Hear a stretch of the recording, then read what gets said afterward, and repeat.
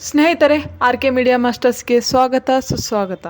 ಗೆಳೆಯರೆ, ಇವತ್ತಿನ ಒಂದು ಕರೆಂಟ್ ಅಫೇರ್ಸ್ಗಳನ್ನು ನಾವು ಸ್ಪರ್ಧಾತ್ಮಕ ಪರೀಕ್ಷೆ ದೃಷ್ಟಿಯಿಂದ ಸಬ್ಜೆಕ್ಟ್ ವೈಸ್ ಅನಲೈಸ್ ಮಾಡುವ ಒಂದು ಪ್ರಯತ್ನ ಈ ಒಂದು ವಿಡಿಯೋ ಮೂಲಕ ಮಾಡೋಣ.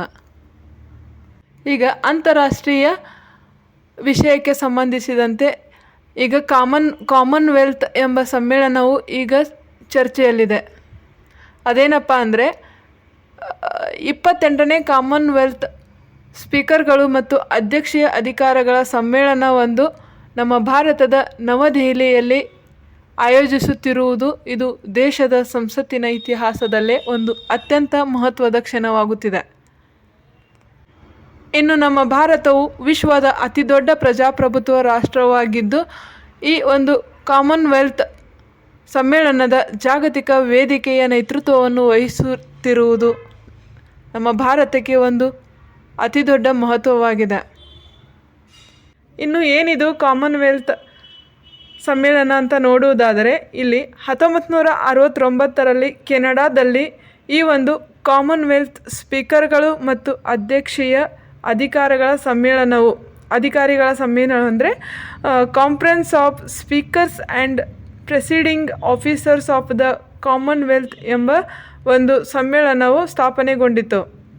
ಇದು ಕಾಮನ್ವೆಲ್ತ್ ರಾಷ್ಟ್ರಗಳ ಸಂಸತ್ತುಗಳ ಒಂದು ಸ್ಪೀಕರ್ಗಳು ಮತ್ತು ಮೇಲ್ಮನೆಯ ಅಧ್ಯಕ್ಷರನ್ನು ಒಂದೆಡೆಗೆ ಸೇರಿಸುವ ಒಂದು ವೇದಿಕೆಯಾಗಿದೆ. ಇನ್ನು ಈ ಒಂದು ಕಾಮನ್ವೆಲ್ತ್ ಸಮ್ಮೇಳನದ ವೇದಿಕೆಯು ಒಟ್ಟು 53 ಸದಸ್ಯ ರಾಷ್ಟ್ರಗಳ ಸಂಸತ್ತಿನ ಸಭಾಧ್ಯಕ್ಷರು ಮತ್ತು ಅಧ್ಯಕ್ಷೀಯ ಅಧಿಕಾರಿಗಳನ್ನು ಒಳಗೊಂಡಿರುತ್ತದೆ. ಇನ್ನು ಪ್ರಸ್ತುತ 28ನೇ ಕಾಮನ್ವೆಲ್ತ್ ಸಮ್ಮೇಳನವು ಈಗ ನವದೆಹಲಿಯಲ್ಲಿ ನಡೆಯಲಿದ್ದು, ಇದರಲ್ಲಿ ಒಟ್ಟು 42 ದೇಶಗಳು ಭಾಗವಹಿಸಿದ್ದು 61 ಸಭಾಧ್ಯಕ್ಷರು ಮತ್ತು ಅಧ್ಯಕ್ಷರು ಭಾಗವಹಿಸಲಿದ್ದಾರೆ. ಇನ್ನು ಈ ಒಂದು ಕಾಮನ್ವೆಲ್ತ್ ಸಮ್ಮೇಳನದಲ್ಲಿ ಏಷ್ಯಾದ ಮತ್ತು ಪೆಸಿಫಿಕ್ದ ರಾಷ್ಟ್ರಗಳು, ಆಫ್ರಿಕಾದ ರಾಷ್ಟ್ರಗಳು, ಅಮೇರಿಕಾ ಮತ್ತು ಕೆರಿಬಿಯನ್ನ ರಾಷ್ಟ್ರಗಳು, ಯುರೋಪಿಯನ್ ಒಂದು ರಾಷ್ಟ್ರಗಳು ಮತ್ತು ಅರೆ ಸ್ವಾಯತ್ತ ಸಂಸತ್ತುಗಳು ಈ ಒಂದು ಕಾಮನ್ವೆಲ್ತ್ ಸಮ್ಮೇಳನದ ವೇದಿಕೆಯೊಂದರಲ್ಲಿ ಭಾಗವಹಿಸುತ್ತವೆ.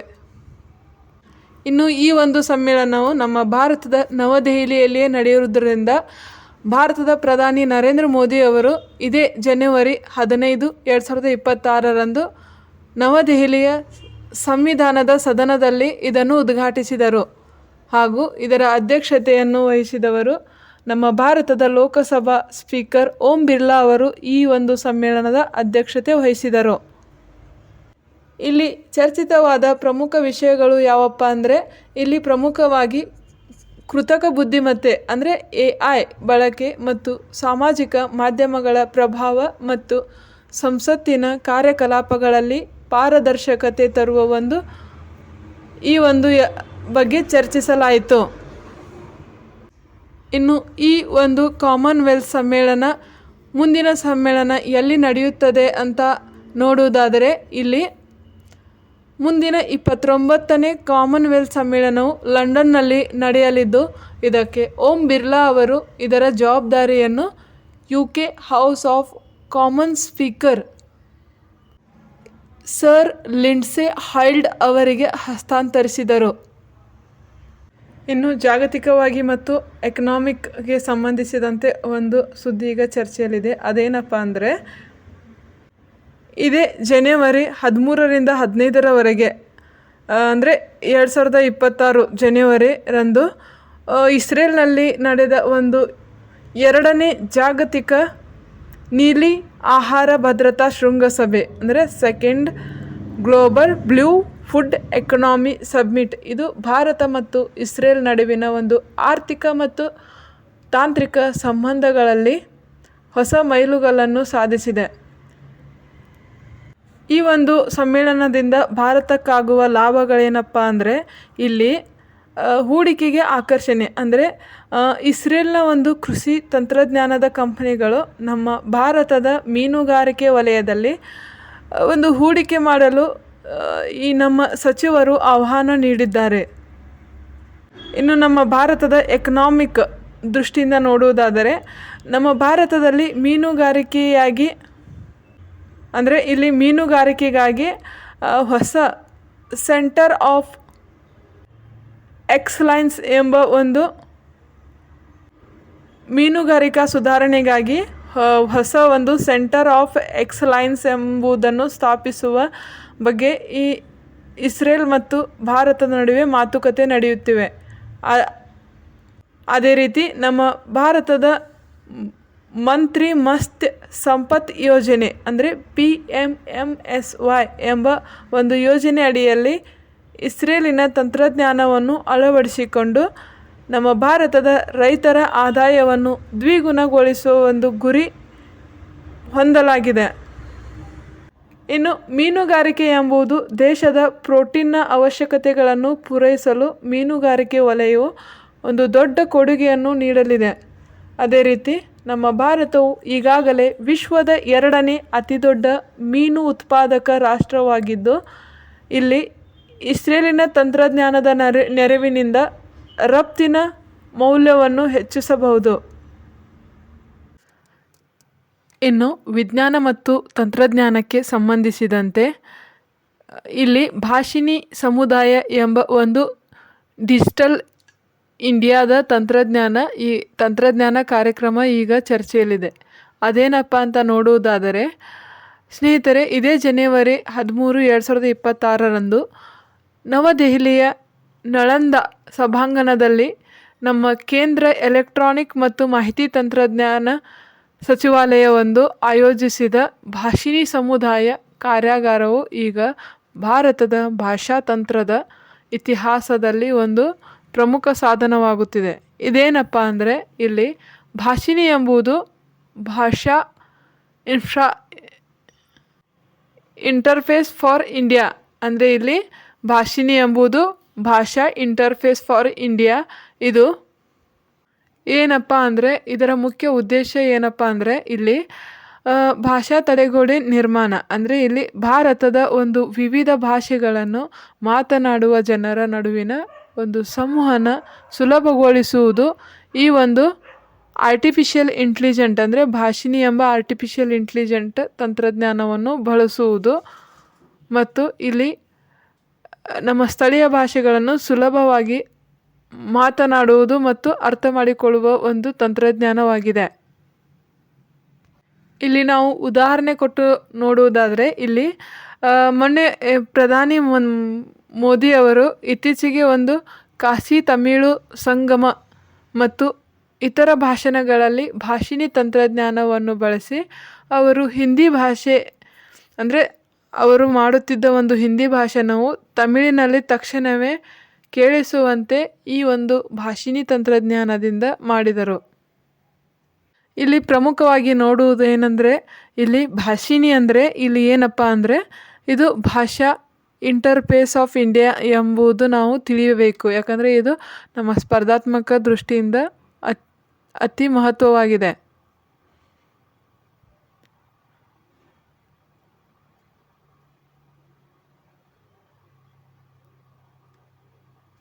ಇದೇನು ಕೆಲಸ ಮಾಡುತ್ತೆ ಅಂದರೆ ಇಲ್ಲಿ ನಾವು ಇಂಟರ್ನೆಟ್ ಸೇವೆಗಳನ್ನು ಬಳಸುವಾಗ ಅದು ಕೇವಲ ಇಂಗ್ಲೀಷ್ ಮಾತ್ರ ನಮಗೆ ತೋರಿಸುತ್ತದೆ. ಆದರೆ ಈ ಒಂದು ಭಾಷಿಣಿ ನಾವು ಜನಸಾಮಾನ್ಯರು ಈ ಒಂದು ಭಾಷಿಣಿಯನ್ನು ಬಳಕೆ ಮಾಡುವುದರಿಂದ ಇಲ್ಲಿ ಮಾತೃಭಾಷೆಯಲ್ಲೇ ಈ ಒಂದು ಡಿಜಿಟಲ್ ಸೇವೆಯನ್ನು ಬಳಸುವಂತೆ ಇದು ಎಲ್ಲ ಸಾಮಾನ್ಯ ಜನರಿಗೂ ಸಿಗುವಂತೆ ಈ ಭಾಷಿಣಿ ಒಂದು ತಂತ್ರಜ್ಞಾನವನ್ನು ರೂಪಿಸಲಾಗಿದೆ. ಇಲ್ಲಿ ಸಾರ್ವಜನಿಕರು ತಮ್ಮ ಭಾಷೆಯ ಧ್ವನಿ ಮತ್ತು ಪಠ್ಯವನ್ನು ಈ ಪೋರ್ಟಲ್ಗೆ ದಾನ ಮಾಡುವ ಮೂಲಕ AI ಮಾದರಿಯಲ್ಲಿಯೇ ಈ ಒಂದು ತರಬೇತಿಗೊಳಿಸಲು ಸಹಾಯ ಮಾಡಬಹುದು.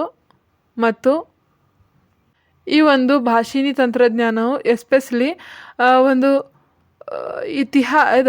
ಇಂಗ್ಲೀಷ್ ಬರದ ಒಂದು ಹಳ್ಳಿಗಳಲ್ಲಿ ಅಂದರೆ ರೈತರು ಅಥವಾ ಸಣ್ಣ ವ್ಯಾಪಾರಿಗಳು ಸರ್ಕಾರದ ಯೋಜನೆಗಳನ್ನು ಮತ್ತು ಬ್ಯಾಂಕಿಂಗ್ ಸೇವೆಗಳನ್ನು ತಮ್ಮದೇ ಒಂದು ಭಾಷೆಯಲ್ಲಿ ಪಡೆಯಲು ಈ ಒಂದು ಭಾಷಿಣಿ ಇಲ್ಲಿ ಅವಕಾಶ ಒದಗಿಸಿಕೊಡುತ್ತದೆ. ಇನ್ನು ಅಂತಾರಾಷ್ಟ್ರೀಯ ವಿಷಯಕ್ಕೆ ಸಂಬಂಧಿಸಿದಂತೆ ಇಲ್ಲಿ ಈಜಿಪ್ಟ್ನ ಅಧ್ಯಕ್ಷರಾದ ಅಲ್ಬಾ ಎಲ್ ಹವಾರಿ ಅವರು ಈಗ ಚರ್ಚೆಯಲ್ಲಿದ್ದಾರೆ. ಏನಿದು ಟಾಪಿಕ್ ಅಂತ ನೋಡುವುದಾದರೆ ಇಲ್ಲಿ ಈಜಿಪ್ಟ್ನ ಪ್ರತಿನಿಧಿಗಳ ಸಭೆ ಉದ್ಘಾಟನಾ ಅಧಿವೇಶನದ ಅಧ್ಯಕ್ಷತೆಯನ್ನು ಅಲ್ಬಾ ಎಲ್ ಹವಾರಿ ಅವರು ವಹಿಸಿಕೊಂಡಿರುವುದು ಈ ಒಂದು ಐತಿಹಾಸಿಕ ಸಾಧನೆಯಾಗಿದೆ.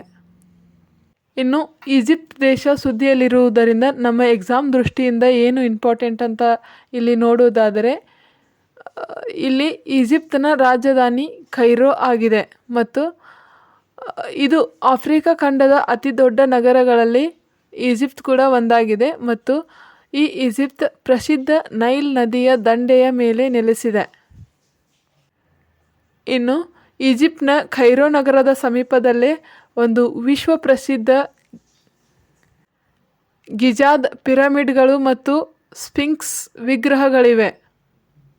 ಇನ್ನು ಈ ಈಜಿಪ್ಟ್ನ ಖೈರೋ ಅನ್ನು 1000 ಮಿನಾರುಗಳ ನಗರ ಎಂದು ಕರೆಯುತ್ತಾರೆ.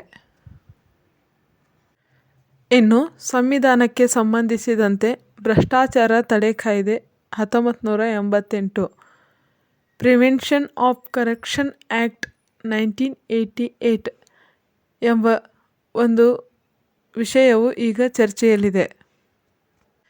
ಈಗ ಇದು ಸುದ್ದಿಯಲ್ಲಿರಲು ಕಾರಣ ಏನು ಅಂತ ತಿಳಿಯುವುದಾದರೆ ಇಲ್ಲಿ ಸೆಕ್ಷನ್ 17ರ ಪ್ರಕಾರ ಭ್ರಷ್ಟಾಚಾರ ತಡೆ ಕಾಯ್ದೆ 1988 ಅಂದರೆ ಪ್ರಿವೆನ್ಷನ್ ಆಫ್ ಕರಪ್ಷನ್ ಆ್ಯಕ್ಟ್ 1980ಯ ಪ್ರಕಾರ ಸಾಂವಿಧಾನಿಕ ಸಿಂಧುತ್ವದ ಕುರಿತು ಈಗ ಇತ್ತೀಚೆಗೆ ಸುಪ್ರೀಂ ಕೋರ್ಟ್ ನೀಡಿದ ಒಂದು ವಿಭಜಿತ ತೀರ್ಪು ಈಗ ಭಾರತೀಯ ಕಾನೂನು ಮತ್ತು ಆಡಳಿತ ವ್ಯವಸ್ಥೆಯಲ್ಲಿ ಭಾರೀ ಚರ್ಚೆಗೆ ಕಾರಣವಾಗಿದೆ. ಏನಪ್ಪ ಈ ಸೆಕ್ಷನ್ 17A ಅಂದರೆ ಸೆಕ್ಷನ್ 17A ಅಂತ ನೋಡುವುದಾದರೆ ಈ ಒಂದು ಸೆಕ್ಷನ್ 17A ಈ ಒಂದು ನಿಯಮವನ್ನು 2018ರಲ್ಲಿ ಭ್ರಷ್ಟಾಚಾರ ತಡೆ ಕಾಯ್ದೆಗೆ ತಿದ್ದುಪಡಿ ತರುವ ಮೂಲಕ ಸೇರಿಸಲಾಯಿತು. ಏನಪ್ಪ ಈ ಒಂದು ನಿಯಮ ಅಂದರೆ ಇಲ್ಲಿ ಒಬ್ಬ ಸರ್ಕಾರಿ ಅಧಿಕಾರಿಯು ತನ್ನ ಅಧಿಕೃತ ಕರ್ತವ್ಯದ ಭಾಗವಾಗಿ ತೆಗೆದುಕೊಂಡ ಒಂದು ನಿರ್ಧಾರ ಅಥವಾ ಶಿಫಾರಸುಗಳ ಬಗ್ಗೆ ತನಿಖೆ ನಡೆಸಲು ಅಥವಾ ವಿಚಾರಣೆ ಮಾಡಲು ಈ ಒಂದು ತನಿಖಾ ಸಂಸ್ಥೆಗಳು CBI, ಲೋಕಾಯುಕ್ತ ಇತ್ಯಾದಿ ಒಂದು ತನಿಖಾ ಸಂಸ್ಥೆಗಳು ಮೊದಲು ಸರ್ಕಾರದಿಂದ ಅನುಮತಿ ಪಡೆದು ನಂತರ ಅಂದರೆ ಇಲ್ಲಿ ಸರ್ಕಾರದಿಂದ ಪೂರ್ವಾನುಮತಿ ಪಡೆಯುವುದನ್ನು ಇದು ಕಡ್ಡಾಯಗೊಳಿಸುತ್ತದೆ.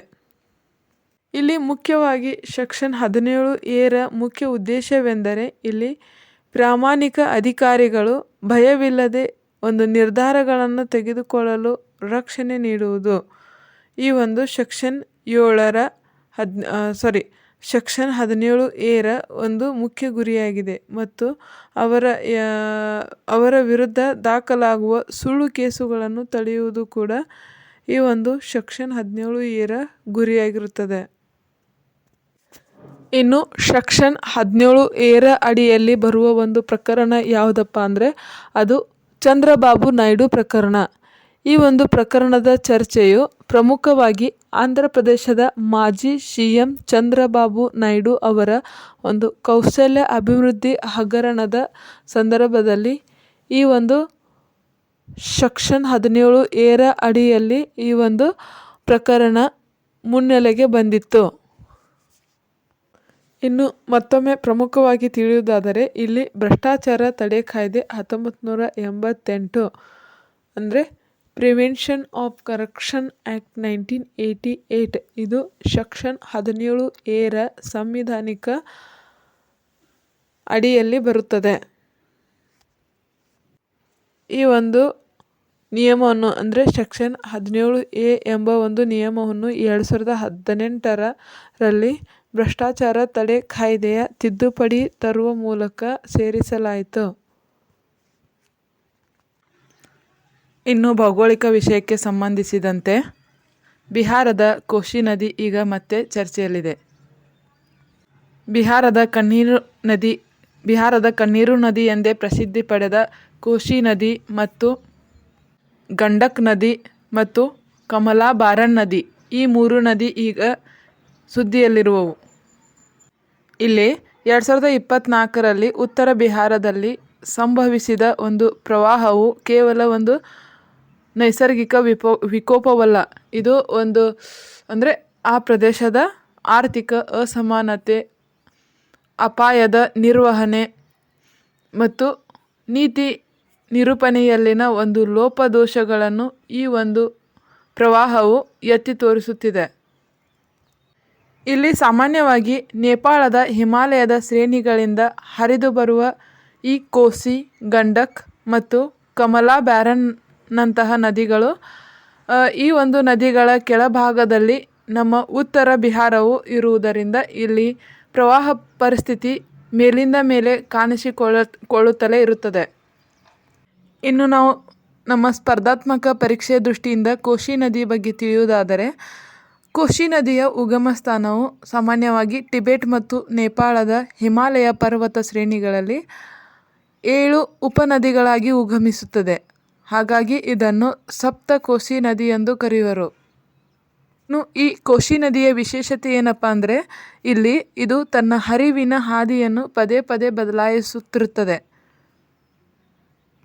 ಅದರಲ್ಲಿಯೂ ಕಳೆದ 250 ವರ್ಷಗಳಲ್ಲಿ ಇದು ಸುಮಾರು 120 ಕಿಲೋಮೀಟರ್ನಷ್ಟು ಪಶ್ಚಿಮಕ್ಕೆ ಸರಿದಿದೆ ಎಂದು ಗಮನಿಸುವ ಅಂಶವಾಗಿದೆ. ಇನ್ನು ಈ ಒಂದು ಕೋಶಿ ನದಿಯು ಮಳೆಗಾಲದಲ್ಲಿ ಈ ನದಿಯು ಭೀಕರ ಪ್ರವಾಹವನ್ನು ಉಂಟು ಮಾಡುತ್ತದೆ. ಇದರಿಂದಾಗಿ ಬಿಹಾರದ ಉತ್ತರ ಭಾಗದಲ್ಲಿ ಅಪಾರ ಪ್ರಮಾಣದ ಸಾವು ನೋವು ಮತ್ತು ಬೆಳೆ ಹಾನಿಗಳಾಗುತ್ತವೆ. ಅದೇ ರೀತಿ ಈ ಒಂದು ಕೋಶಿ ನದಿಯ ಒಂದು ಸಂಗಮ ಸ್ಥಾನವನ್ನು ನೋಡುವುದಾದರೆ, ಇದು ಬಿಹಾರದ ಕಟಿಹಾರ್ ಜಿಲ್ಲೆಯ ಖುರ್ಸೇಲಾ ಎಂಬಲ್ಲಿ ಇದು ಗಂಗಾ ನದಿಯನ್ನು ಸೇರುತ್ತದೆ. ಇನ್ನು ಗಂಡಕ್ ನದಿ, ಇದು ಕೂಡ ನೇಪಾಳದಲ್ಲಿ ನಾರಾಯಣಿ ಅಥವಾ ಸಾಲಗ್ರಾಮಿ ನದಿ ಎಂದು ಕರೆಯುತ್ತಾರೆ. ಇದರ ಉಗಮವು ಕೂಡ ಅಂದರೆ ಗಂಡಕ್ ನದಿಯ ಉಗಮ ಇದು ನೇಪಾಳದ ಹಿಮಾಲಯದಲ್ಲಿ ಸುಮಾರು 6268 ಮೀಟರ್ ಎತ್ತರದಲ್ಲಿರುವ ಒಂದು ನುಬೈನ್ ಹಿಮಾದ್ರಿ ಪ್ರದೇಶದಲ್ಲಿ ಉಗಮಿಸುತ್ತದೆ. ಈ ಒಂದು ಗಂಡಕ್ ನದಿಯಲ್ಲಿ ಸಿಗುವ ಸಾಲ್ಗ್ರಾಮ್ ಶಿಲೆಗಳು ಅಂದರೆ ವಿಷ್ಣುವಿನ ಸಂಕೇತವನ್ನು ಪಡೆದಿವೆ. ಇದು ಹಿಂದೂ ಧರ್ಮದಲ್ಲಿ ಪವಿತ್ರವೆಂದು ಪರಿಗಣಿಸಲ್ಪಟ್ಟಿವೆ. ಇನ್ನು ಈ ಒಂದು ಗಂಡಕ್ ನದಿ ವಾಲ್ಮೀಕಿ ರಾಷ್ಟ್ರೀಯ ಉದ್ಯಾನವನದ ಮೂಲಕ ಹರಿಯುತ್ತದೆ. ಇನ್ನು ಗಂಡಕ್ ನದಿಯ ಸಂಗಮ ಸ್ಥಾನವನ್ನು ನಾವು ನೋಡುವುದಾದರೆ, ಇಲ್ಲಿ ಪಾಟ್ನಾ ಸಮೀಪದ ಸೋನಾಪುರ್ ಎಂಬಲ್ಲಿ ಈ ಒಂದು ಗಂಡಕ್ ನದಿಯು ಗಂಗಾ ನದಿಯನ್ನು ಸೇರುತ್ತದೆ. ಇಲ್ಲಿ ಪ್ರತಿ ವರ್ಷ ಪ್ರಸಿದ್ಧ ಸೋನಾಪುರ್ ಪಶು ಮೇಳ ಕೂಡ ನಡೆಯುತ್ತದೆ. ಇನ್ನು ಕಮಲಾ ಬಾರನ್ ನದಿ, ಇದು ಮಿಥಾಲಿ ಪ್ರದೇಶದಲ್ಲಿ, ಅದು ಉತ್ತರ ಬಿಹಾರದ ಒಂದು ಮಿಥಾಲಿ ಪ್ರದೇಶದ ಪ್ರಮುಖ ನದಿಯಾಗಿದೆ. ಇದರ ಉಗಮ ಸ್ಥಾನವನ್ನು ನೋಡಿದರೂ ಇದು ಕೂಡ ನೇಪಾಳದ ಮಹಾಭಾರತ್ ಶ್ರೇಣಿಯ ಸಿಂಧುರ್ಲಿಯಾ ಗರ್ಲಿ ಎಂಬಲ್ಲಿ ಉಗಮಿಸುತ್ತದೆ. ಈ ಒಂದು ಕಮಲಾ ಬ್ಯಾರನ್ ನದಿಯ ವಿಶೇಷತೆ ಏನಪ್ಪ ಅಂದರೆ, ಇದು ಕಮಲಾ ಎಂಬುದು ಮೂಲ ನದಿ. ಇದು ಬಿಹಾರದ ಮಧುಬನಿ ಜಿಲ್ಲೆಯಲ್ಲಿ ಪ್ರವೇಶಿಸಿದ ನಂತರ ಇದು ಬಾರನ್ ಎಂಬ ನದಿಯೊಂದಿಗೆ ಸೇರಿಕೊಳ್ಳುವುದರಿಂದ ಈ ಒಂದು ಕಮಲಾ ಬಾರನ್ ನದಿಯನ್ನು ಕಮಲಾ ಬಾರನ್ ಎಂದು ಕರೆಯಲಾಗುತ್ತದೆ. ಇದರ ಸಂಗಮವನ್ನು ನಾವು ನೋಡುವುದಾದರೆ, ಇದು ಅಂತಿಮವಾಗಿ ಕೋಶಿ ನದಿಯ ಉಪನದಿಯಾಗಿ ಸೇರುತ್ತದೆ. ಇನ್ನು ವಿಜ್ಞಾನದ ವಿಷಯಕ್ಕೆ, ಅದರಲ್ಲಿಯೂ ವೈದ್ಯಕೀಯ ವಿಷಯಕ್ಕೆ ಸಂಬಂಧಿಸಿದಂತೆ ಒಂದು ಕರೆಂಟ್ ಅಫೇರ್ಸನ್ನು ನೋಡುವುದಾದರೆ, ಇಲ್ಲಿ ಭಾರತದ ಆರೋಗ್ಯ ಕ್ಷೇತ್ರವು ಇಂದು ವಾಣಿಜ್ಯೀಕರಣ ಮತ್ತು ಸೇವಾ ಮನೋಭಾವ ಎಂಬ 2 ದಾರಿಗಳ ನಡುವಿನ ಸಂಘರ್ಷವನ್ನು ಎದುರಿಸುತ್ತಿದೆ. ಏನಪ್ಪ ಇದು ಅಂತ ನೋಡುವುದಾದರೆ, ಇಲ್ಲಿ ಒಂದು ಕಾಲದಲ್ಲಿ ವೈದ್ಯಕೀಯ ಸೇವೆ ಎಂದರೆ ಅದು ಪವಿತ್ರ ಸೇವೆ ಎಂದು ಪರಿಗಣಿಸಲ್ಪಟ್ಟ ಒಂದು ವೈದ್ಯಕೀಯ ಕ್ಷೇತ್ರವು ಇತ್ತೀಚೆಗೆ ಅಂದರೆ ಇಂದಿನ ಕಾಲದಲ್ಲಿ ಅದು ಬೃಹತ್ ಲಾಭದಾಯಕ ಉದ್ಯಮವಾಗಿ ಬದಲಾಗುತ್ತಿರುವುದು ನಮ್ಮ ಭಾರತಕ್ಕೆ ಒಂದು ತುಂಬ ಕಳವಳವಾದ ವಿಷಯವಾಗುತ್ತಿದೆ. ಇನ್ನು ಈ ಒಂದು ಬಿಕ್ಕಟ್ಟನ್ನು ಅಂದರೆ ಈ ಒಂದು ನೈತಿಕ ಬಿಕ್ಕಟ್ಟನ್ನು ಸರಿಪಡಿಸಲು ನಮ್ಮ ಭಾರತ ಸರ್ಕಾರವು ಕೆಲವು ಮಹತ್ವದ ಯೋಜನೆಗಳನ್ನು ಜಾರಿಗೆ ತಂದಿದೆ. ಅವೇನಪ್ಪ ಅಂದರೆ ಆಯುಷ್ಮಾನ್ ಭಾರತ್, ಜನೌಷಧಿ ಕೇಂದ್ರಗಳು, ಡಿಜಿಟಲ್ ಹೆಲ್ತ್ ಮಿಷನ್.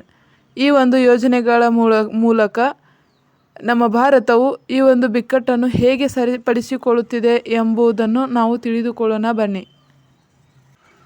ಇಲ್ಲಿ ಆಯುಷ್ಮಾನ್ ಭಾರತ್ ಇದು PMJAY ಎಂಬ ಒಂದು ಯೋಜನೆಯಾಗಿದ್ದು, ಇದು ಜಗತ್ತಿನ ಅತಿ ದೊಡ್ಡ ಆರೋಗ್ಯ ವಿಮಾ ಯೋಜನೆಯಾಗಿದ್ದು, ಇಲ್ಲಿ ಬಡವರಿಗೆ ಉಚಿತ ಚಿಕಿತ್ಸೆ ನೀಡುವ ಮೂಲಕ ವಾಣಿಜ್ಯೀಕರಣದ ಹೊರೆಯನ್ನು ತಗ್ಗಿಸುವ ಒಂದು ಪ್ರಯತ್ನವನ್ನು ನಮ್ಮ ಭಾರತ ಸರ್ಕಾರ ನಡೆಸುತ್ತಿದೆ. ಇನ್ನು ಜನೌಷಧಿ ಕೇಂದ್ರಗಳು, ನಮಗೆಲ್ಲ ಗೊತ್ತಿರುವ ಹಾಗೆ ಜನೌಷಧಿ ಕೇಂದ್ರಗಳಲ್ಲಿ ಅಗ್ಗದ ದರದಲ್ಲಿ ಗುಣಮಟ್ಟದ ಔಷಧಿಗಳನ್ನು ನೀಡಿ ಇಲ್ಲಿ ಔಷಧ ಕಂಪನಿಗಳ ಏಕಸ್ವಾಮ್ಯವನ್ನು ತಡೆಯುವ ಒಂದನ್ನು ನಮ್ಮ ಭಾರತ ಸರ್ಕಾರವು ಮಾಡುತ್ತಿದೆ. ಇನ್ನು ABDM ಎಂಬ ಡಿಜಿಟಲ್ ಹೆಲ್ತ್ ಮಿಷನ್, ಇದು ರೋಗಿಗಳ ದಾಖಲೆಗಳನ್ನು ಡಿಜಿಟಲೀಕರಣಗೊಳಿಸುವ ಚಿಕಿತ್ಸೆಯಲ್ಲಿ ಪಾರದರ್ಶಕತೆ ತರಲು ಈ ಒಂದು ಯೋಜನೆ ಉದ್ದೇಶವಾಗಿದೆ. ಇನ್ನು ನಾನು ಈಗಾಗಲೇ ನಿಮಗೆ ಹೇಳಿದ ಹಾಗೆ ಆಯುಷ್ಮಾನ್ ಭಾರತ್ ಯೋಜನೆ ಇದು ವಿಶ್ವದ ಅತಿದೊಡ್ಡ ಸರ್ಕಾರಿ ಅನುದಾನಿತ ಆರೋಗ್ಯ ವಿಮಾ ಯೋಜನೆಯಾಗಿದ್ದು, ಇದು ದೇಶದಲ್ಲಿ ಸುಮಾರು 12 ಕೋಟಿಗಿಂತಲೂ ಹೆಚ್ಚು ಬಡ ಕುಟುಂಬಗಳಿಗೆ ವಾರ್ಷಿಕವಾಗಿ 5 ಲಕ್ಷ ರೂಪಾಯಿಗಳವರೆಗೆ ಉಚಿತ ಚಿಕಿತ್ಸೆ ನೀಡಲಾಗುತ್ತಿದೆ. ಇನ್ನು ಈ ಒಂದು ಚಿಕಿತ್ಸಾ ಸೌಲಭ್ಯವನ್ನು ಹೇಗೆ ನೀಡಲಾಗುತ್ತಿದೆ ಅಂದರೆ ಸುಮಾರು 27,000ಕ್ಕೂ ಹೆಚ್ಚು ಸರ್ಕಾರಿ ಮತ್ತು ಖಾಸಗಿ ಆಸ್ಪತ್ರೆಗಳು ಈ ಒಂದು ಯೋಜನೆಯಡಿ ನೋಂದಾಯಿತವಾಗಿವೆ. ಇಲ್ಲಿ ಹೃದಯ ಶಸ್ತ್ರಚಿಕಿತ್ಸೆ, ಕ್ಯಾನ್ಸರ್ ಮತ್ತು ಕಿಡ್ನಿ ಸಮಸ್ಯೆಗಳಂತಹ ಗಂಭೀರ ಕಾಯಿಲೆಗಳಿಗೂ ಇಲ್ಲಿ ಬಡವರು ಯಾವುದೇ ಹಣ ನೀಡದೆ ಒಂದು ಉಚಿತ ಚಿಕಿತ್ಸೆ ಪಡೆಯುತ್ತಿದ್ದಾರೆ. ಇನ್ನು ವಿಜ್ಞಾನಕ್ಕೆ ಸಂಬಂಧಿಸಿದಂತೆ ಭಾರತದ ವಿದ್ಯುತ್ ವಲಯದಲ್ಲಿ ಬಿಟ್ಕಾಯಿನ್ ಮೈನಿಂಗ್ ಇದು ಹೇಗೆ ಕೆಲಸ ಮಾಡುತ್ತದೆ ಎಂಬ ಒಂದು ವಿಶೇಷತೆ ಬಗ್ಗೆ ನಾವು ತಿಳಿಯೋಣ. ಏನಪ್ಪ ಈ ಬಿಟ್ಕಾಯಿನ್ ಮೈನಿಂಗ್ ಅಂತ ನೋಡೋದಾದರೆ, ಇಲ್ಲಿ ಭಾರತದಲ್ಲಿ ಅದರಲ್ಲಿಯೂ ವಿಶೇಷವಾಗಿ ರಾಜಸ್ಥಾನ್, ಗುಜರಾತ್ ಮತ್ತು ತಮಿಳುನಾಡಿನಂತಹ ರಾಜ್ಯಗಳಲ್ಲಿ ಹಗಲಿನಲ್ಲಿ ಸೌರಶಕ್ತಿ ಮತ್ತು ಪವನಶಕ್ತಿಯ ಉತ್ಪಾದನೆ ಅತಿ ಹೆಚ್ಚಾಗುತ್ತದೆ. ಆದರೆ ಅಷ್ಟು ಪ್ರಮಾಣದ ವಿದ್ಯುತ್ತನ್ನು ಬಳಸಲು ಸ್ಥಳೀಯವಾಗಿ ಬೇಡಿಕೆ ಇರುವುದಿಲ್ಲ ಅಥವಾ ಅದನ್ನು ಇತರ ರಾಜ್ಯಗಳಿಗೆ ಸಾಗಿಸಲು ಒಂದು ಗ್ರಿಡ್ನಲ್ಲಿ ಜಾಗ ಇರುವುದಿಲ್ಲ. ಇದರಿಂದಾಗಿ ಇದನ್ನು ಕರ್ಟೈಲ್ಮೆಂಟ್ ಎಂದು ಕರೆಯಲಾಗುತ್ತದೆ. ಈ ಒಂದು ಸಮಸ್ಯೆಯನ್ನು ಪರಿಹರಿಸಲು ಈಗ ಬಿಟ್ಕಾಯಿನ್ ಮೈನಿಂಗ್ ಎಂಬ ಒಂದು ಯಂತ್ರಗಳನ್ನು ಈ ಒಂದು ನವೀಕರಿಸಬಹುದಾದ ಇಂಧನ ಕೇಂದ್ರಗಳ ಬಳಿಯೇ ಅಳವಡಿಸಬಹುದು ಮತ್ತು ವ್ಯರ್ಥವಾಗುವ ಈ ಒಂದು ವಿದ್ಯುತ್ತನ್ನು ಬಳಸಿ ಬಿಟ್ಕಾಯಿನ್ ಉತ್ಪಾದಿಸುವುದರಿಂದ ಆ ಒಂದು ಇಂಧನಕ್ಕೆ ಒಂದು ಆರ್ಥಿಕ ಮೌಲ್ಯವನ್ನು ಸಿಗುವಂತೆ ಈ ಒಂದು ಬಿಟ್ಕಾಯಿನ್ ಮೈನಿಂಗ್ ಮಾಡುತ್ತದೆ. ಇನ್ನು ಇದನ್ನು ಫ್ಲೆಕ್ಸಿಬಲ್ ಲೋಡ್ ಆಗಿ ಮೈನಿಂಗ್ ಮಾಡಬಹುದು. ಸಾಮಾನ್ಯವಾಗಿ ಕೈಗಾರಿಕೆಗಳಲ್ಲಿ ತಕ್ಷಣವೇ ಒಂದು ವಿದ್ಯುತ್ತನ್ನು ನಿಲ್ಲಿಸಲು ಮತ್ತು ಆರಂಭಿಸಲು ಸಾಧ್ಯವಿಲ್ಲ. ಆದರೆ ಈ ಒಂದು ಬಿಟ್ಕಾಯಿನ್ ಯಂತ್ರಗಳನ್ನು ಸೆಕೆಂಡ್ಗಳ ಅವಧಿಯಲ್ಲಿ ಆನ್ ಮತ್ತು ಅಥವಾ ಆಫ್ ಮಾಡಬಹುದು. ಇನ್ನು ಭೂತಾನ್ ದೇಶವು ಈಗಾಗಲೇ ತನ್ನ ಹೆಚ್ಚುವರಿ ವಿದ್ಯುತ್ತನ್ನು ಬಳಸಿ ಸರ್ಕಾರಿ ಮಟ್ಟದಲ್ಲಿ ಬಿಟ್ಕಾಯಿನ್ ಮೈನಿಂಗ್ ಮಾಡುತ್ತಿದೆ.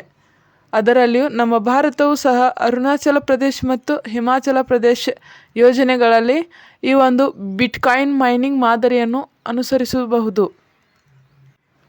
ಇನ್ನು ನಮ್ಮ ಭಾರತವು 2030ರ ವೇಳೆಗೆ 500 ಗಿಗಾವ್ಯಾಟ್ ನವೀಕರಿಸಬಹುದಾದ ಇಂಧನದ ಗುರಿ ಹೊಂದಿದೆ. ಇಷ್ಟು ಒಂದು ದೊಡ್ಡ ಪ್ರಮಾಣದ ಇಂಧನವನ್ನು ವ್ಯರ್ಥವಾಗದಂತೆ ನಿಲ್ಲಿಸಲು ಬಿಟ್ಕಾಯಿನ್ ಮೈನಿಂಗ್ ಒಂದು ಪವರ್ ಪಝಲ್ ಬಿಡಿಸುವ ಒಂದು ಪ್ರಮುಖ ಕೊಂಡಿಯಾಗಬಲ್ಲದು. ಇನ್ನು ಎಕನಾಮಿಕ್ಗೆ ಸಂಬಂಧಿಸಿದಂತೆ ಸ್ಮಾಲ್ ಫೈನಾನ್ಸ್ ಬ್ಯಾಂಕ್ಗಳು ಈಗ ಚರ್ಚೆಯಲ್ಲಿವೆ. 2015ರಲ್ಲಿ ನಮ್ಮ ಭಾರತದ ರಿಸರ್ವ್ ಬ್ಯಾಂಕ್ ಆಫ್ ಇಂಡಿಯಾ ಇದು ಸ್ಮಾಲ್ ಫೈನಾನ್ಸ್ ಬ್ಯಾಂಕ್ಗಳಿಗೆ ಅಂದರೆ ಸಣ್ಣ ಹಣಕಾಸು ಬ್ಯಾಂಕ್ಗಳಿಗೆ ಹೊಸ ಬ್ಯಾಂಕಿಂಗ್ ವಿಭಾಗವನ್ನು ಪರಿಚಯಿಸಿತ್ತು. ಅಂದರೆ 2015ರಲ್ಲಿ ಈ ಒಂದು ಸಣ್ಣ ಹಣಕಾಸು ಬ್ಯಾಂಕುಗಳಿಗೆ ಹೊಸ ಬ್ಯಾಂಕಿಂಗ್ ವಿಭಾಗವೊಂದನ್ನು ಪರಿಚಯಿಸಿದಾಗ ಇದರ ಮುಖ್ಯ ಉದ್ದೇಶ ಹಣಕಾಸು ಒಳಗೊಳ್ಳುವಿಕೆಯಾಗಿತ್ತು. ಆದರೆ 2025ರ ಒಂದು ಅಂಕಿಅಂಶಗಳ ಪ್ರಕಾರ ನಾವು ಸ್ಮಾಲ್ ಫೈನಾನ್ಸ್ ಬ್ಯಾಂಕ್ ಬಗ್ಗೆ ನೋಡುವುದಾದರೆ ಇಲ್ಲಿ ಒಟ್ಟು ಠೇವಣಿ ಸುಮಾರು 3.7 ಲಕ್ಷ ಕೋಟಿ ರೂಪಾಯಿಗಳು ತಲುಪಿವೆ. ಇವುಗಳ ಸಾಲ ನೀಡುವಿಕೆ ಬೆಳವಣಿಗೆಯು ಈಗ ಸಾಂಪ್ರದಾಯಿಕ ಬ್ಯಾಂಕುಗಳಿಗಿಂತ ವೇಗವಾಗಿವೆ. ಹಾಗಾಗಿ ಇವು ಒಂದು ಆರ್ಥಿಕ ಪ್ರಗತಿಯನ್ನು ವೇಗವಾಗಿ ಕಾಣುತ್ತಿವೆ. ನಮ್ಮ ಭಾರತದಲ್ಲಿ ಸಣ್ಣ ಹಣಕಾಸು ಬ್ಯಾಂಕುಗಳಿಗೆ ಪರವಾನಗಿ ಘೋಷಿಸಿ ಇದೀಗ 10 ವರ್ಷಗಳು ಕಳೆದಿವೆ. ಈ ಒಂದು ಪರವಾನಗಿ ಪಡೆದ ಬಹುತೇಕ ಸಂಸ್ಥೆಗಳು, ಅದರಲ್ಲಿಯೂ ಹೆಚ್ಚಾಗಿ ಮೈಕ್ರೋ ಫೈನಾನ್ಸ್ ಸಂಸ್ಥೆಗಳು ಯಶಸ್ವಿಯಾಗಿ ಪೂರ್ಣ ಪ್ರಮಾಣದ ಬ್ಯಾಂಕುಗಳಾಗಿ ರೂಪುಗೊಂಡಿವೆ. ಇನ್ನು ಈ ಒಂದು ಸಣ್ಣ ಹಣಕಾಸು ಬ್ಯಾಂಕುಗಳು, ಸ್ಮಾಲ್ ಫೈನಾನ್ಸ್ ಬ್ಯಾಂಕುಗಳು ಯೂನಿವರ್ಸಲ್ ಬ್ಯಾಂಕ್ ಆಗಿ ಬಡ್ತಿ ಹೊಂದುವ ಒಂದು ಹಂತದಲ್ಲಿ ಸಾಗುತ್ತಿವೆ. ಇತ್ತೀಚೆಗೆ ಸ್ಮಾಲ್ ಫೈನಾನ್ಸ್ ಬ್ಯಾಂಕ್ಗಳು ತನ್ನ ಉತ್ತಮ ಸಾಧನೆಯಿಂದಾಗಿ ಪೂರ್ಣ ಪ್ರಮಾಣದ ಯೂನಿವರ್ಸಲ್ ಬ್ಯಾಂಕ್ ಆಗಿ ಬದಲಾಗುವ ಒಂದು ಪರವಾನಗಿ ಪಡೆದಿವೆ. ಇದು ಈ ಒಂದು ಮಾದರಿಯ ಬ್ಯಾಂಕುಗಳ ಅತಿದೊಡ್ಡ ಯಶಸ್ಸಾಗಿದೆ. ಇನ್ನು ಎಕನಾಮಿಕ್ ವಿಷಯಕ್ಕೆ ಸಂಬಂಧಿಸಿದಂತೆ ಯೂನಿಯನ್ ಬಜೆಟ್ ಅಂದರೆ ಕೇಂದ್ರ ಬಜೆಟ್ ಬಗ್ಗೆ ಈಗ ಚರ್ಚೆಯಲ್ಲಿದೆ.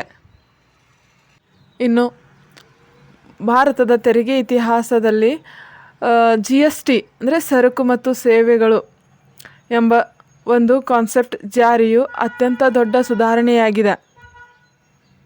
ಇಲ್ಲಿ GST ಅಂದರೆ ಏನಪ್ಪ ಅಂದರೆ ಇಲ್ಲಿ GST ಎಂಬುದು ಇಡೀ ದೇಶಕ್ಕೆ ಅನ್ವಯವಾಗುವ ಒಂದು ಪರೋಕ್ಷ ತೆರಿಗೆ ಅಂದರೆ ಇಂಡೈರೆಕ್ಟ್ ಟ್ಯಾಕ್ಸ್.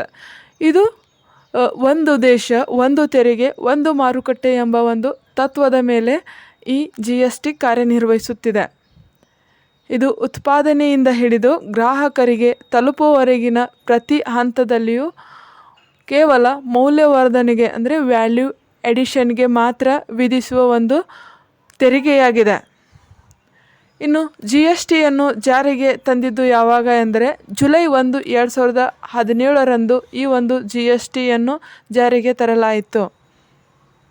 ಇನ್ನು ನಮ್ಮ ಸಂವಿಧಾನದಲ್ಲಿ GSTಯ ಬಗ್ಗೆ ಹೇಗೆಲ್ಲ ಅಳವಡಿಸಲಾಗಿದೆ ಎಂದು ನೋಡುವುದಾದರೆ ತಿದ್ದುಪಡಿ ಮೂಲಕ ಅಂದರೆ 101ನೇ ಸಂವಿಧಾನಿಕ ತಿದ್ದುಪಡಿ ಕಾಯ್ದೆ 2016ರ ಮೂಲಕ ಈ ಒಂದು GST ತಿದ್ದುಪಡಿಯನ್ನು ಸಂವಿಧಾನಕ್ಕೆ ಸೇರಿಸಲಾಯಿತು. ಇನ್ನು GST ಮಂಡಳಿ GST ಕೌನ್ಸಿಲ್ ಇದು ತೆರಿಗೆ ದರಗಳನ್ನು ನಿರ್ಧರಿಸಲು ಕೇಂದ್ರ ಹಣಕಾಸು ಸಚಿವರ ನೇತೃತ್ವದಲ್ಲಿ ಈ ಒಂದು GST ಕೌನ್ಸಿಲ್ GST ಮಂಡಳಿಯನ್ನು ರಚಿಸಲಾಗಿದ್ದು ಇದು ಸಂವಿಧಾನದ ವಿಧಿ 279A ರ ಅಡಿಯಲ್ಲಿ ಬರುತ್ತದೆ. ಇನ್ನು ಈ ಒಂದು GSTಯನ್ನು ಯಾವ ರೀತಿ ವಿಭಾಗಿಸಲಾಗಿದೆ ಅಂದ್ರೆಪ್ಪ ಇಲ್ಲಿ CGST, SGST ಮತ್ತು IGST ಎಂಬ 3 ವಿಧಗಳಾಗಿ ನಾವು ಈ ಒಂದು GSTಯನ್ನು ನೋಡಬಹುದು. ಇಲ್ಲಿ CGST ಎಂಬುದು ಇದು ಸೆಂಟ್ರಲ್ GST ಆಗಿದೆ. ಇದು ಕೇಂದ್ರ ಸರ್ಕಾರ ಸಂಗ್ರಹಿಸುವ ಒಂದು ತೆರಿಗೆಯಾಗಿದೆ. ಇನ್ನು SGST ಅಂದರೆ ಇದು ಸ್ಟೇಟ್ GST ಆಗಿದ್ದು ಇಲ್ಲಿ ರಾಜ್ಯ ಸರ್ಕಾರ ಸಂಗ್ರಹಿಸುವ ಒಂದು ತೆರಿಗೆಯಾಗಿದೆ. ಇನ್ನು IGST ಇದು ಇಂಟಿಗ್ರೇಟೆಡ್ GST ಆಗಿದ್ದು ಒಂದು ರಾಜ್ಯದಿಂದ ಇನ್ನೊಂದು ರಾಜ್ಯಕ್ಕೆ ವ್ಯಾಪಾರ ನಡೆದಾಗ ಈ ಒಂದು IGSTಯನ್ನು ಕೇಂದ್ರ ಸರ್ಕಾರ ಸಂಗ್ರಹಿಸಿ ಆ ರಾಜ್ಯಗಳ ನಡುವೆ ಹಂಚುವ ಒಂದು ತೆರಿಗೆ ಈ ಇಂಟಿಗ್ರೇಟೆಡ್ GST ಆಗಿದೆ. ಇನ್ನು ನಮ್ಮ ಸರ್ಕಾರವು ಇತ್ತೀಚೆಗೆ ಆದಾಯ ಮಿತಿಯಲ್ಲಿ ಒಂದು ಹೊಸ ತೆರಿಗೆ ಪದ್ಧತಿಯನ್ನು ಹೆಚ್ಚು ಆಕರ್ಷಿತವಾಗಲು ಸ್ಲ್ಯಾಬ್ಗಳನ್ನು ಬದಲಾವಣೆ ಮಾಡಿದೆ. ಪ್ರಸ್ತುತ ಜಾರಿಯಲ್ಲಿರುವ ಸ್ಲ್ಯಾಬ್ಗಳು ಅಂದರೆ ಇಲ್ಲಿ ಆದಾಯ ಮಿತಿಯಂತೆ ಪ್ರಸ್ತುತ ಜಾರಿಯಲ್ಲಿರುವ ಸ್ಲ್ಯಾಬ್ಗಳೆಂದರೆ ಅವು 0ದಿಂದ 3 ಲಕ್ಷದವರೆಗೆ ಶೂನ್ಯ ತೆರಿಗೆಯನ್ನು ವಿಧಿಸಲಾಗುವುದು ಮತ್ತು 3ರಿಂದ 7 ಲಕ್ಷದವರೆಗೆ 5% ಟ್ಯಾಕ್ಸ್ ಒದಗಿಸಲಾಗಿರುವುದು. ಅದೇ ರೀತಿ 7ರಿಂದ 10 ಲಕ್ಷದವರೆಗೆ 10% ಟ್ಯಾಕ್ಸ್, 10ರಿಂದ 12 ಲಕ್ಷದವರೆಗೆ 15% ಟ್ಯಾಕ್ಸ್, 12ರಿಂದ 15 ಲಕ್ಷದವರೆಗೆ 20% ಟ್ಯಾಕ್ಸ್. ಅದೇ ರೀತಿ 15 ಲಕ್ಷಕ್ಕಿಂತ ಹೆಚ್ಚಾಗಿ ಆದಾಯ ಇರುವವರಿಗೆ 30% ಟ್ಯಾಕ್ಸನ್ನು ಈಗ ಹೊಸದಾಗಿ ತೆರಿಗೆ ಪದ್ಧತಿಯನ್ನು ಅನುಸರಿಸಲಾಗುತ್ತಿದೆ. ಇನ್ನು GSTಯಿಂದ ಹೊರಗುಳಿದಿರುವ ವಸ್ತುಗಳು ಎಂದರೆ ಇಲ್ಲಿ ಕೆಲವು ವಸ್ತುಗಳ ಮೇಲೆ ಇಂದಿಗೂ GSTಯನ್ನು ಅನ್ವಯವಾಗುತ್ತಿಲ್ಲ. ಅವುಗಳೆಂದರೆ ಪೆಟ್ರೋಲಿಯಂ ಉತ್ಪನ್ನಗಳು. ಈ ಒಂದು ಪೆಟ್ರೋಲಿಯಂ ಉತ್ಪನ್ನಗಳು ಅಂದರೆ ಪೆಟ್ರೋಲ್, ಡೀಸೆಲ್ಗಳಿಗೆ GST ಅಪ್ಲೈ ಆಗುವುದಿಲ್ಲ. ಮತ್ತು ಮಾನವನ ಬಳಕೆಯ ಮದ್ಯ ಅಂದರೆ ಆಲ್ಕೋಹಾಲ್ಗೆ GST ಅಪ್ಲೈ ಆಗೋದಿಲ್ಲ. ಇನ್ನು ವಿದ್ಯುತ್ ಅಂದರೆ ಎಲೆಕ್ಟ್ರಿಸಿಟಿಗೆ ಈ ಒಂದು GST ಅಪ್ಲೈ ಆಗುವುದಿಲ್ಲ. ಇನ್ನು ಭೌಗೋಳಿಕವಾಗಿ ಹವಾಮಾನ ವೈಪರೀತ್ಯದಿಂದ ಪ್ರತಿ ವರ್ಷ ಚಳಿಗಾಲದಲ್ಲಿ, ಅದರಲ್ಲಿಯೂ ವಿಶೇಷವಾಗಿ ಉತ್ತರ ಭಾರತದಾದ್ಯಂತ ಆವರಿಸಿರುವ ದಟ್ಟವಾದ ಮಂಜು ಅಂದರೆ ಫಾಗ್ ಮತ್ತು ಭಾರತದ ಸಾರಿಗೆ ವ್ಯವಸ್ಥೆಯನ್ನು ಅಸ್ತವ್ಯಸ್ತಗೊಳಿಸುತ್ತಿದೆ. ಇನ್ನು ತಮಗೆಲ್ಲ ಗೊತ್ತಿರುವ ಹಾಗೆ ಹವಾಮಾನ ವೈಪರೀತ್ಯದಿಂದ ಯಾವ್ಯಾವ ಒಂದು ಬದಲಾವಣೆಗಳಾಗುತ್ತವೆ ಎಂಬ ಬಗ್ಗೆ ತಮಗೆಲ್ಲ ಗೊತ್ತೇ ಇದೆ. ಈ ಒಂದು ಬದಲಾವಣೆಯ ಅಂದರೆ ಹವಾಮಾನ ಬದಲಾವಣೆಯ ಕುರಿತು ನಾನು ಮುಂದಿನ ವಿಡಿಯೋದಲ್ಲಿ ವಿಸ್ತಾರವಾಗಿ ತಿಳಿಸುತ್ತೇನೆ. ಇಲ್ಲಿಗೆ ಈ ಒಂದು ವಿಡಿಯೋವನ್ನು ನಾನು ಮುಕ್ತಾಯಗೊಳಿಸುತ್ತೇನೆ. ಈ ಒಂದು ಸಣ್ಣ ಪ್ರಯತ್ನ ತಮಗೆ ಇಷ್ಟವಾದಲ್ಲಿ ಸಬ್ಸ್ಕ್ರೈಬ್ ಮಾಡಿ ಅಂತ ಹೇಳುತ್ತಾ ಮುಂದಿನ ವಿಡಿಯೋದೊಂದಿಗೆ ಮತ್ತೆ ಸಿಗುತ್ತೇನೆ. ಜೈ ಹಿಂದ್, ವಂದೇ ಮಾತರಂ.